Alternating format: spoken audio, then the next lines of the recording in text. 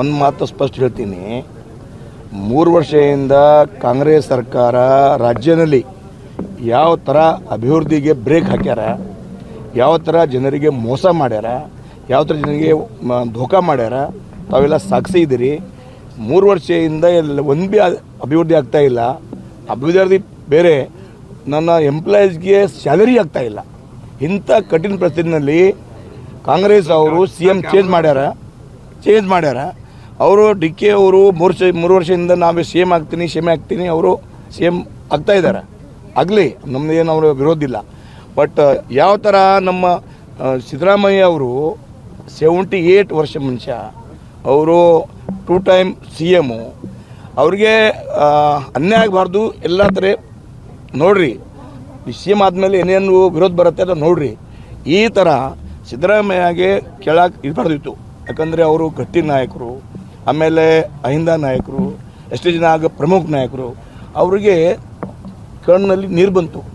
ಎಷ್ಟು ಅನ್ಯಾಯ ಆಗಿದೆ ಸಿದ್ದರಾಮಯ್ಯಗೆ, ನನ್ನ ಕಣ್ಣಿಗೆ ನೀರು ಬಂತು. ಈ ಪರಿಸ್ಥಿತಿ ಯಾಕೆ ಬಂದರು ಗೊತ್ತಿಲ್ಲ. ಅದಕ್ಕಾಗಿ ಈ ಸರ್ಕಾರ ಫೇಲ್ಯೂರ್ ಸರ್ಕಾರ ಇದೆ. DK ಆಗಲಿ ಬೇರೆ ಆಗಲಿ ಅವ್ರಿಗೆ ದುಡೇ ಇಲ್ಲ, ಕೆಲಸ ಮಾಡಿದಾಗ ದುಡೇ ಇಲ್ಲ. ಏನು ಮಾಡ್ತಾರೆ ಎಲ್ಲ ನೋಡಿರಿ. ನಾವು ನಮ್ಮ ಬೀದರ್ ಎಲ್ಲ ರೋಡ್ ಕಟ್ಟಾಗಿದೆ, ಒಂದು ನ್ಯಾಯ ಪೈಸೆ ಕೊಡ್ತಾ ಇಲ್ಲ. ನಾವು ನೋಡಬೇಕು ಸಿರಿಪ್ ಕಲ್ಯಾಣ ಕರ್ನಾಟಕ ಅಷ್ಟೇ, ಬಾಕಿ ಬಿಡಿದ್ರೆ ಒಂದು ಕೆಲಸ ಪೈಸಾ ಬರ್ತಾ ಇಲ್ಲ. ಕೋಟಿ ಹೇಳ್ತಾರೆ ನಾಮಕೆ ವಾಸ್ತೆ. ಬೇರೆ ಆಂದೋಲನ ಕೊಡ್ತಾರೆ, ಬೇರೆ ಆಂದೋಲನ ಕೊಟ್ಟಿಲ್ಲ. ಒಂದು ನಾವು ಹೇಳ್ತಾ ಇದ್ದೀನಿ ನೋಡ್ರಿ, ಅವರು ಅಧಿಕಾರ ಸ್ವೀಕಾರಲಿ, ಆಮೇಲೆ ಮುಖ್ಯಮಂತ್ರಿ ಆಗಲಿ, ಇವತ್ತು ಹೇಳೋಕ್ಕಾಗಲ್ಲ. ಬಟ್ ಎಲ್ಲ ಕಡೆ ನಾವು ಇಲ್ಲ. ಕರ್ನಾಟಕ ರಾಜ್ಯದ 7 ಕೋಟಿ ಜನತೆ ಹೇಳ್ತಾ ಇದ್ದಾರೆ ಈ ಸರ್ಕಾರ ನಡೆಯಲ್ಲ, ಪೂರ್ತಿ ಅವಧಿ ಆಗಲ್ಲ. ನಮ್ಮದು 2028 ಮುಂಚೆ ನಾನು ಚುನಾವ್ ಹೋಗಬೇಕು ಆಗತ್ತೆ. ಸರ್, ಈಗ 2020 ಸಿದ್ದರಾಮಯ್ಯನವರು ಕೆಳಗಿಳಿಸಿದ್ದು 2028 ಚುನಾವಣೆಗೆ BJP ಪ್ಲಸ್ ಆಗುತ್ತೆ ಅಂತೀರಾ ಸರ್? ನೋಡ್ರಿ, ನಾನು ಹೇಳ್ತಾ ಇದ್ದೀನಿ, ಸಿದ್ದರಾಮಯ್ಯ ಇಲ್ಲ, 3 ವರ್ಷದಿಂದ ಅವ್ರು ಸಾಧನೆ ಮಾಡ್ಯಾರ. ಜನರಿಗೆ ಧೋಕಾ ಹೇಳಿ ಗ್ಯಾರಂಟಿ ಅನ್ನಪ್ಪ ಬಂದಾರ. ಎಲ್ಲ ನೋಡ್ತಾ ಇದ್ದಾರೆ. ಒಂದೇ ಕಾರಣ ಇಲ್ಲ, ಸಿದ್ದರಾಮಯ್ಯ ಒಂದೇ ಇಲ್ಲ. ಸಿದ್ದರಾಮಯ್ಯ ಒಂದೇ ಲಾಭ ಬೇರೆ, ನಾನು ಇದು ಹೋಗಲ್ಲ. ಬಟ್ ಅಭಿವೃದ್ಧಿ ಶೂನ್ಯ ಇದೆ, ಅಭಿವೃದ್ಧಿ 0 ಇದೆ. ಅದಕ್ಕಾಗಿ ಕರ್ನಾಟಕ ಮಹಾಜನತವ್ರು ನಾರಾಜವ ಕಾಂಗ್ರೆಸ್ ಮೇಲೆ. ಅದಕ್ಕಾಗಿ ಈ ಟೈಮ್ ನಾನು ಜನತಾ ಆಶೀರ್ವಾದದಿಂದ 100% 2/3 ಮೆಜಾರಿಟಿ ನಮ್ಮ ರಾಜ್ಯಾಧ್ಯಕ್ಷ ನೇತೃತ್ವದಲ್ಲಿ ಬರುತ್ತೆ, ಪಕ್ಕಾ ಬಿಜೆಪಿ ಬರುತ್ತೆ. ನಾನು ಹೇಳ್ತಾ ಇದ್ದೀನಿ, ಕಾಂಗ್ರೆಸ್ ಅಂತರ್ಗತ ಮಾಮಲ ಅವ. ನಾನು ವಿರೋಧಿಯನ್ನು ಏನು ಹೇಳಿ, ಬಟ್ ಈ ಸರ್ಕಾರ ಪೂರ್ತಿ ವರ್ಷ ಮಾಡಲ್ಲ ಅಷ್ಟೇ ಹೇಳ್ತೀವಿ. ಸರ್, ಲಾಸ್ಟ್ ಒಂದು ಕ್ವಶನ್ ಸರ್. ಈಗ ಸಿದ್ದರಾಮಯ್ಯ ರಾಜೀನಾಮೆ ಕೊಡೋಕ್ಕಿಂತ ಮೊದಲು ಸ್ವಲ್ಪ ಫೈಲ್ಗಳಿಗೆ ಸೈನ್ ಮಾಡಿದ್ದಾರೆ. ಜಾತಿ ಗಣತಿಯಲ್ಲಿ ಮುಸ್ಲಿಂ ಕಮ್ಯುನಿಟಿ ನಂಬರ್ 1 ಜಾತಿ ಅಂತ ಹೇಳಿ ಇದು ಮಾಡಿದ್ದಾರೆ. ನೀವೇ ಯಾವ ಥರ ನೋಡ್ತೀರಾ ಜಾತಿ ಗಣತಿಗೆ? ನಾನು ಹೇಳ್ತಾ ಇದ್ದೀನಿ, 3 ವರ್ಷದಲ್ಲಿ ಸಿದ್ದರಾಮಯ್ಯ ಸರ್ಕಾರ ಯಾವ ಭೀ ಕೆಲಸ ಸರಿ ಮಾಡಿಲ್ಲ. ಆಮೇಲೆ ಮುಸ್ಲಿಂ ಸಮಾಜಕ್ಕೆ ಖುಷ್ ಮಾಡ್ಲಾಕ ಹಿಂದೂಗೆ ಅನ್ಯಾಯ ಮಾಡಿದಾರೆ.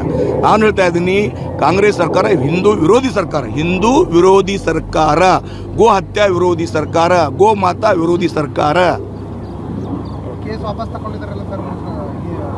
ಅರ್ಧ ತಗೊಡಿಲ್ಲ. ಹಿಂದೂ ಯಾಕೆ ತಗೊಡಿಲ್ಲ? ಎಲ್ಲ ತಗೊಡ್ಬೇಕು.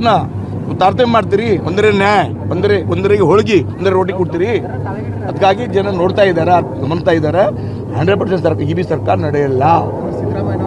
ನಮ್ಮ ರಾಜ್ಯಾಧ್ಯಕ್ಷರು ಒಳ್ಳೆ ಕೆಲಸ ಮಾಡ್ತಾ ಇದ್ದಾರೆ. ಅವ್ರ ನೇತೃತ್ವದಲ್ಲಿ 100% BJP 152 ಆಗುತ್ತೆ. ಶಿವಕುಮಾರ್ ಅವರು CM ಆಗಿದ್ದಕ್ಕೆ ನಿಮ್ಮ ರಾಜ್ಯಾಧ್ಯಕ್ಷರಿಗೆ ಬಹಳ ಖುಷಿ ಐತೆ ಅಂತ. ಸುಳ್ಳು. ಅವರೇ ಸುಳ್ಳು ಸಲಗಾರ ಮನುಷ್ಯ. ಅವರ ಪಾರ್ಟಿ ಹಾಳು ಮಾಡಿದಾರೆ. ಹಿಂಗೆ ನೋಡಿ, ದರಿದ್ರ ಮನುಷ್ಯ ಹಿಂಗೆ ಮಾತು ಕೇಳಬೇಡ್ರಿ. ಯಾರು ನಾನು BJP, ನಮ್ಮ ಯಾಕೆ ಖುಷಿ ಆಗಬೇಕು? ನಾನು ವಿರೋಧಿ ಪಕ್ಷ, ವೈಯಕ್ತಿಕವಾಗಿ ಆಗಬಾರ್ದು. ಇಲ್ಲಿ ನಿಮ್ಮ ರಾಜ್ಯಾಧ್ಯಕ್ಷರು ಬಹಳ ಖುಷಿ ಆಗಿದೆ ನೋಡ್ರಿ. ನಮ್ಮ ರಾಜ್ಯಾಧ್ಯಕ್ಷ ಆದಮೇಲೆ ನೌಕರಿಗೆ ಚೇತನ ಸಿಕ್ಕಿದೆ, ಶಕ್ತಿ ತುಂಬಿದೆ. ರಾಜ್ಯಾಧ್ಯಕ್ಷ ಪ್ರತಿ ಜಿಲ್ಲೆ ಬರ್ತಾರೆ, ಹೋರಾಟಕ್ಕೆ ಬರ್ತಾರೆ, ಬೂತ್ ಲೆವೆಲ್ ಬರ್ತಾರೆ ನಮ್ಮ ರಾಜ್ಯಾಧ್ಯಕ್ಷರು. ಈ ತನಕ ಅದನ್ನು ನೋಡಿಲ್ಲ. ನಾನು 4 ಟೈಮ್ MLA ಇದ್ದೀನಿ. ನಮ್ಮ ರಾಜ್ಯಾಧ್ಯಕ್ಷ ಭಾಳ ಡ್ಯಾಶಿಂಗ್ ಅವ, ತರುಣವ, ತೊಡದಾರ ಅವ, ಕೆಲಸ ಮಾಡ್ತಾ ಇದ್ದಾರೆ. ಅವರೇ ಮುಂದೆ ಕಂಟಿನ್ಯೂ ಆಗ್ತಾರೆ. ಅವರೇ ನೇತೃತ್ವದಲ್ಲಿ ಚುನಾವ ಆಗತ್ತೆ. ನಾನು ಹೈಕಮಾಂಡ್ ಇಲ್ಲ, ಡಿಕ್ಲೇರ್ ಮಾಡಕ್ಕೆ ನಮ್ಗೆ ಬೆಂಕಿ ಹಚ್ಚಬೇಡ್ರಿ. ನಾನು ಹೈಕಮಾಂಡ್ ಇಲ್ಲ. ನಾನು ಹೇಳ್ತಾ ಇದ್ದೀನಿ, ಒಳ್ಳೆ ಕೆಲಸ ಮಾಡ್ತಾ ಇದ್ದಾರೆ ಅವರು, ಒಳ್ಳೆ ಕೆಲಸ ಮಾಡ್ತಾ ಇದ್ದಾರೆ. ಅವರೇ ಅಧ್ಯಕ್ಷ ಕಂಟಿನ್ಯೂ ಆಗ್ತಾರೆ. ನಾನು ಹೇಳ್ತಾ ಇದ್ದೀನಿ, ಈ ಬಗ್ಗೆ ತಮ್ಮೆಲ್ಲರಿಗೂ ಗೊತ್ತಿದೆ. ಅವರು ಒಂದೇ ಮೀಡಿಯಾನಲ್ಲಿ ಹೋಗಬೇಕು, ಸಂಪತ್ತಿ ಸಿಗಬೇಕು, ಹೀರೋ ಆಗಬೇಕು, ಬೇರೆ ಏನಿಲ್ಲ.